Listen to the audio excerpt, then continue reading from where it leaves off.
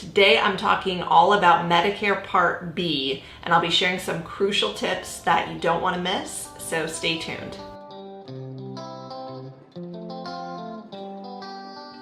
So I recently did a back to basics video all about Medicare Part A, and if you haven't watched that yet, you can click here to watch that. So of course I wanted to follow that up with a video about Medicare Part B, which is one of the most important parts of Medicare. It's the part of Medicare that covers the most, the widest range of services, and it also has some very specific enrollment windows that if you miss, you could potentially face pretty big penalties down the road. So you definitely want to make sure you're informed.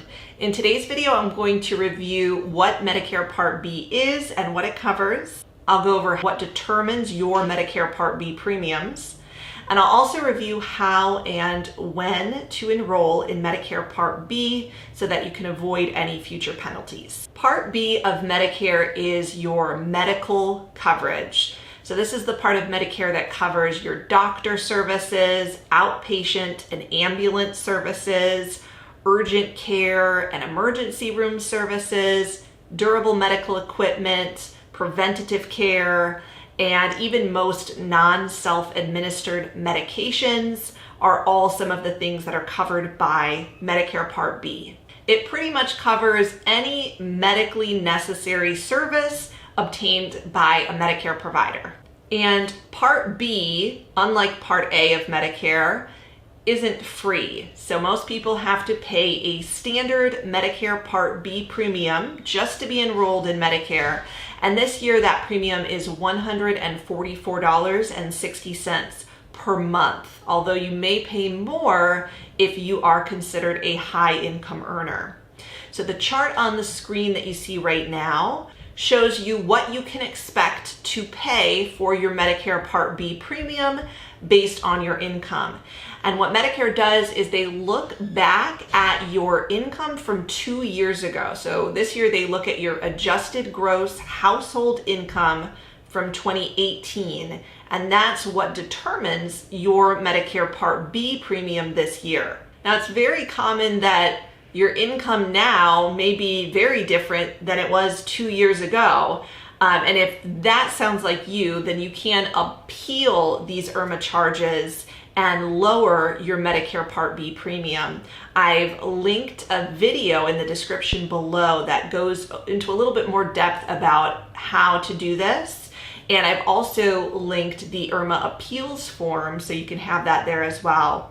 But in general, most people pay the standard $144.60 monthly premium to be on Medicare Part B. When it comes to your Medicare Part B services, Medicare doesn't pay at 100%. You are still responsible for a percentage of your medical costs. Part B has a deductible, so everyone on traditional Medicare Part B has an annual deductible of $198 per year in 2020. And this Part B deductible resets every January 1st.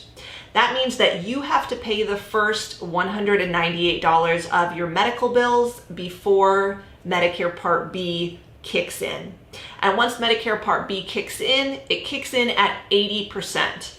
So you are still responsible for the other 20% of your medical costs. The important thing to note is that there's no cap on that 20%. So if you have a catastrophic medical event, you need major surgery or you need chemotherapy, you're going to pay the full 20% of all of your medical charges with no out-of-pocket limit there. So this is where Medicare supplement plans come in, or Medigap plans.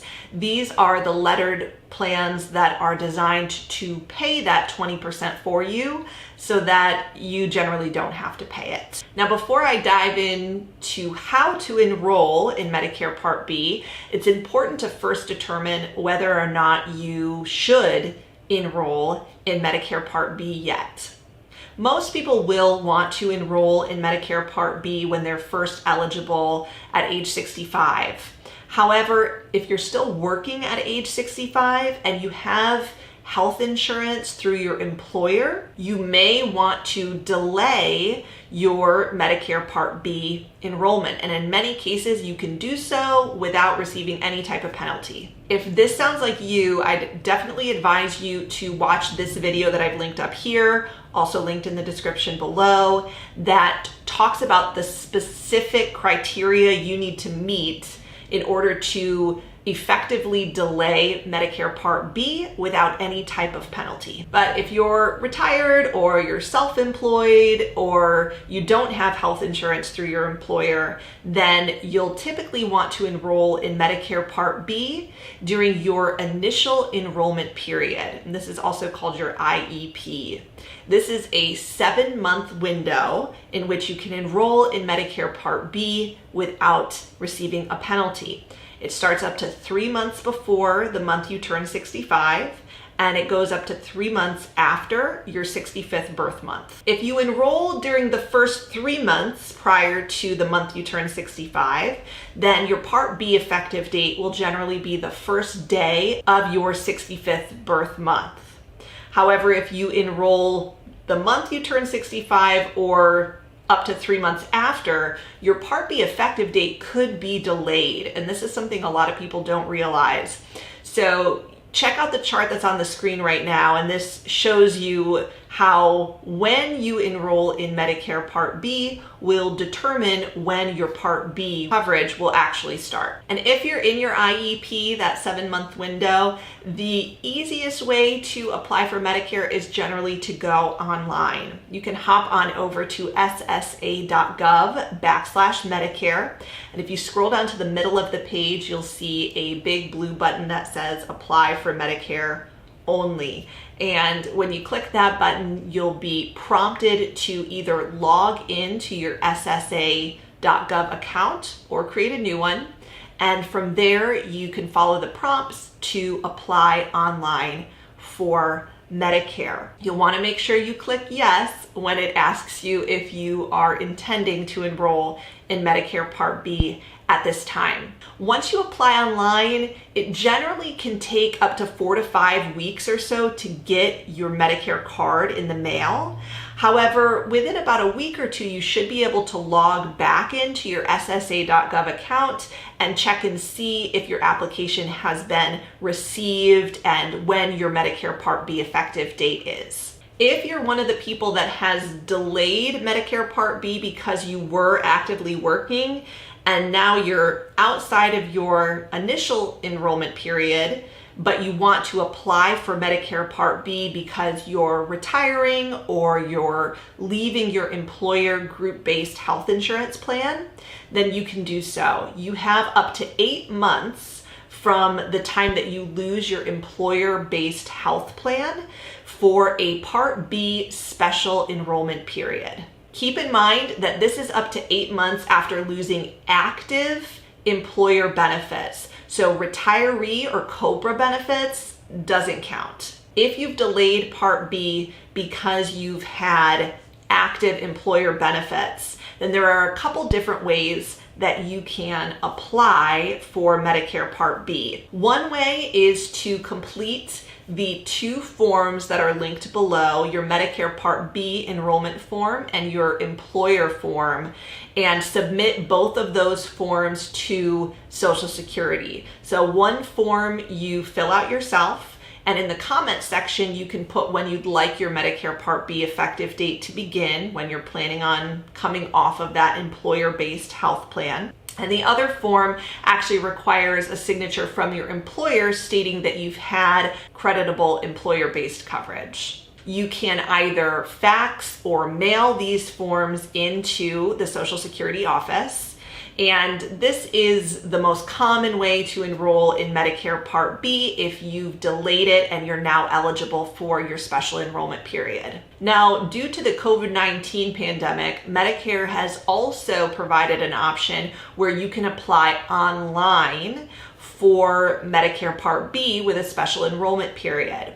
You do need to upload documents that prove that you are losing the employer coverage. And I'm going to link a website in the description below that walks you through how to apply online for Part B with a special enrollment period and the types of documents that you'll need to gather in order to do so. Now, what if you missed your initial enrollment period and you don't have a special enrollment period and you kind of just forgot to sign up for Medicare Part B? What do you do then?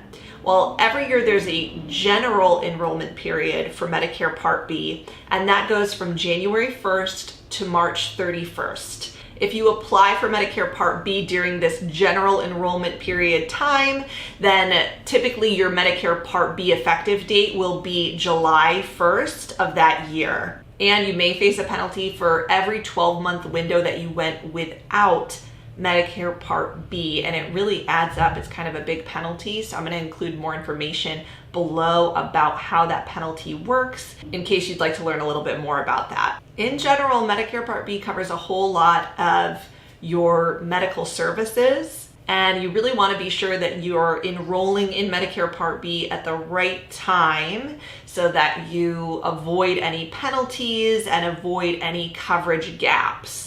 I really hope this video helped you to understand a little bit more about Medicare Part B and how it works. If you ever have any questions at all, please feel free to give me a call. I'm an independent broker, so I make my living by helping folks find and enroll in the best Medicare supplement, Medicare Advantage, and prescription drug plans to meet their needs. So you can call us anytime for free, no obligation quotes, and we're happy to help. Please subscribe to the channel if you haven't done that yet. Definitely leave all of your questions and comments below. Thank you so much for watching, and we'll see you soon.